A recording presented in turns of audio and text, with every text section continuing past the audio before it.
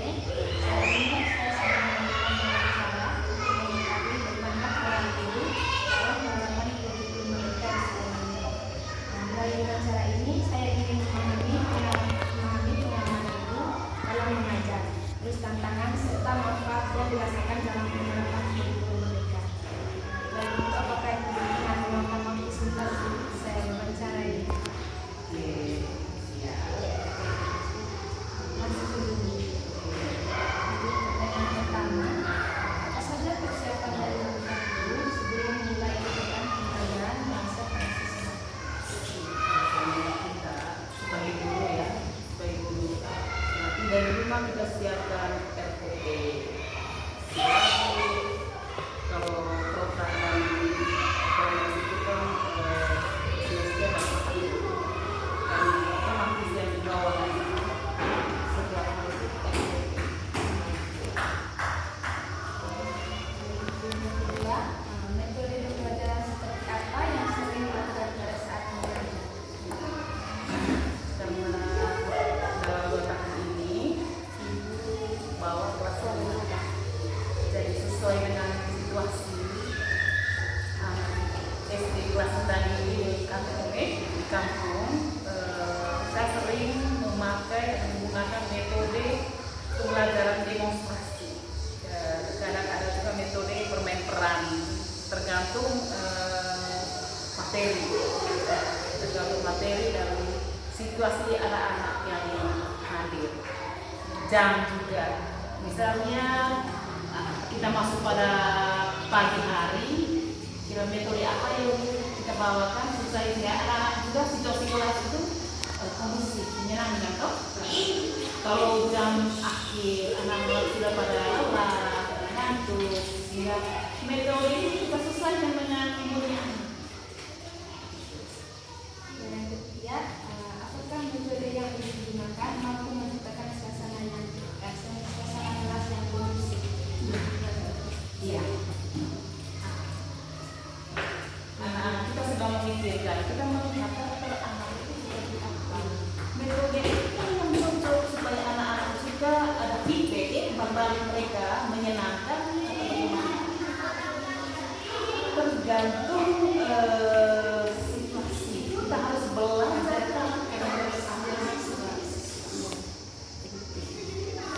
Berikut, adakah pendekatan khusus yang dilakukan agar minat belajar siswa kelas dalam pembelajaran bahasa itu sudah pasti? itu harus kita harus sekali belajar karakter anak.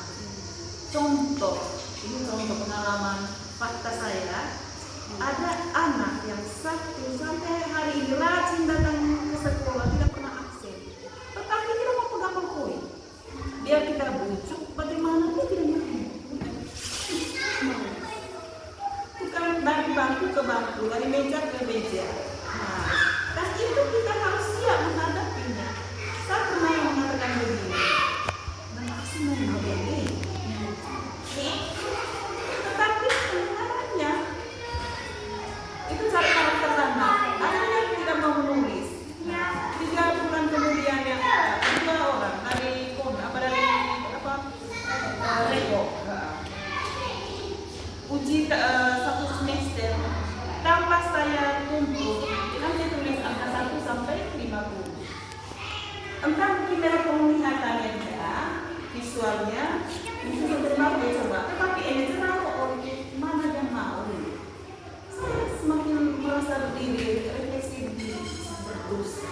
Pernah bolong tuh, taruh kok ngajari. Kalau sakit ini anak, coba bisa. Oma, bisa tuh. Hari ini gitu, besok dan seterusnya. Kemarin sudah. Tulisan kamu tanpa sadar. Nah, itulah perkembangan anak. Pedagogi ya, belajar pedagogi. Perkembangan anak, proses anak itu dari umurnya berbeda. Jadi daya serap anak itu juga berbeda. Jadi kita contohnya saya baru 2 tahun mengajar kelas rendah, butuh kesabaran. Butuh kesabaran. Suka tidak suka jadi guru itu harus.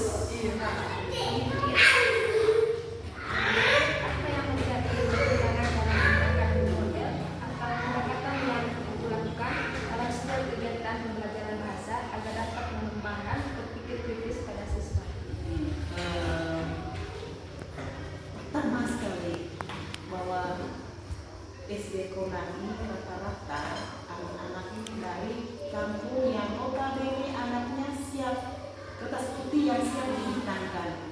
Nah, masih baik angkatan saya mengajar kelas rendah ini ada berapa anak yang dari pernah PAUD di Kalimantan masuk SD-nya di sini, sehingga bahasa Indonesianya mereka sudah. Nah, jadi anak-anak yang berbaur itu perlahan-lahan mereka ikut. Jadi secara mental mereka sudah bisa. Rasa malunya sudah tidak ada. Sehingga berbaurnya mereka itu mudah dari anak yang sudah pernah bergabung dengan teman-teman yang bisa bahasa Indonesia. Jadi cocok metode yang saya pilih itu dengan belajar kondisi anak-anak yang bergabung dari yang sudah pernah pegang ballpoint, pernah mengenal guru dan bisa berbahasa Indonesia pemahamannya. Saya pilih metode ini. Saya membantu. Untuk sementara saya punya kelas 2 ini ada teman-teman guru yang mampu berkesan positif. Lumayan bisa. Berikut, apakah ada kendala yang didapatkan selama mengajar kelas? Itu sudah otomatis. Setiap metode pasti ada kendala. Apakah dalam mengajar materi pembelajaran ini yang sulit dipahami siswa? Apakah ini dapat menggunakan bantuan media pembelajaran? Itu sudah otomatis. Anak kelas rendah wajib memakai media, membantu daya ingat dan pengertian mereka. Yang mereka temukan hari-hari, mereka sudah tahu, cuman ada yang tidak tahu bahasa Indonesianya. Saya punya ini campur aduk. Misalnya contoh, selamat pagi anak-anak, pagi Bu. Bagaimana ada yang semuanya pada sehat? Sehat Bu, baik. Sudah makan? Ibu saya lari. Nah, variasi kan? Polos, ada kelas rendah polos. Baik sudah. Kalian tadi makan apa di rumah? Ada yang makan, ada makan ikan. Kami tadi ibu ada makan pake. Ceplos. Jadi dari faktual media itu lewat gambar. Nah saya sering bawa ke alam bebas, suruh mereka pergi petik, tapi mereka tidak tahu dari bahasa daerah ke bahasa Indonesia.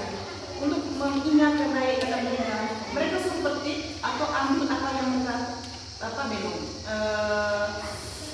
ambil apa saja, lalu kita minta mereka untuk tanggung jawabkan usai yang mereka tahu, lalu kita luruskan bahwa ini namanya ini namanya ini, membantu daya ingat anak. Apa pendapat Ibu tentang pendidikan bahasa saat ini? Pendidikan bahasa saat ini sesuai dengan psikologi bahasa Indonesia ini sebetulnya perlu dibelajar sejak dari rumah. Sebenarnya pendidikan pertama itu dalam rumah, dalam keluarga.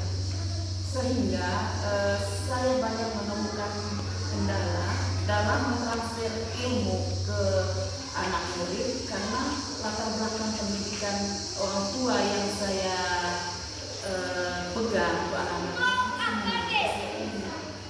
Jadi bahasa Indonesia itu sebenarnya disarankan anak-anak itu sejak dari rumah dan keluarganya itu perlu diajarkan berbahasa Indonesia sehingga membantu guru untuk melanjutkan pendidikannya itu tidak terlalu lelah.